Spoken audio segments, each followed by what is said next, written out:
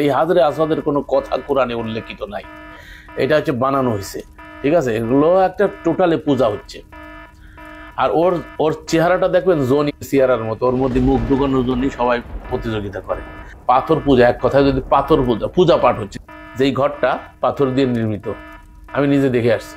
ওই যে কাপড়টা উঠাইলে, গিলাপটা উঠাইলে দেখা যাবে পাথর দিয়ে এটা নির্মাণ করা হয়েছে। এই ভাইকে আমি বলে দিতে চাই, আমরা কাবা ঘরকে পূজা করি না, আমরা কাবা ঘরের আল্লাহকে ইবাদত করি, কাবা ঘরের মালিককে ইবাদত করি। এই কাবা ঘরের ভেতরে মানুষ নামাজ পড়ে।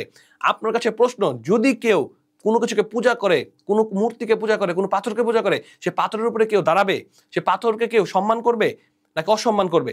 আপনাকে ভিডিও দেখাচ্ছে যে এই পাথরের উপরে দাঁড়িয়ে মানুষের কাবার গিলাপ পরিবর্তন করছে। এখান থেকে প্রমাণ হয় যে আমরা এই কাবাকে ইবাদত করি না, কাবার মালিকের ইবাদত করি। আপনি স্পষ্টভাবে জেনে মানুষকে বিভ্রান্ত করার জন্য এইসব কথা বলছেন। আপনি আবার হাজরে আসওয়াদকে জমির সাথে তুলনা করছেন, নাউজুবিল্লাহ মিন যালিক। আপনি একটি হাদিস বলে দিতে চাই, ওমর রাদিয়াল্লাহু আনহু যখন হাজরে আসওয়াদকে চুমা দিলেন, তখন তিনি বলছিলেন, হে হাজরে আসওয়াদ, আমি জানি তোমার কোনো ভালো করার, খারাপ করার কোনো ক্ষমতা নেই, শুধুমাত্র রাসূলুল্লাহ সাল্লাল্লাহু আলাইহি ওয়াসাল্লাম তোমাকে চুমা দিয়েছে দেখে আমি তোমাকে চুমা দিয়েছি। এখান থেকে স্পষ্ট যে আমাদের আকীদা বিশ্বাস কি? আমাদের আকীদা বিশ্বাসে হাজরে আসওয়াদ আমাদের কোনো কল্যাণ, আমাদের কোনো গুনাহ নিতে পারে না, আমাদের কোনো কল্যাণ করতে পারে না। শুধুমাত্র আল্লাহ সুবহানাহু আমাদের কল্যাণ করতে পারে। শুধুমাত্র রাসূলুল্লাহ সাল্লাল্লাহু আলাইহি ওয়াসাল্লাম এই হাজরে আসওয়াদকে চুমা দিয়েছেন বিধায় আমরা চুমা দিই। কিন্তু আপনি সেটাকে কি ধরনের কথা বলে ধর্মের মধ্যে আঘাত দিলেন? আপনার ইসলাম সম্পর্কে কতটুকু জানেন, এই নিয়ে আমাদের এখন প্রশ্ন।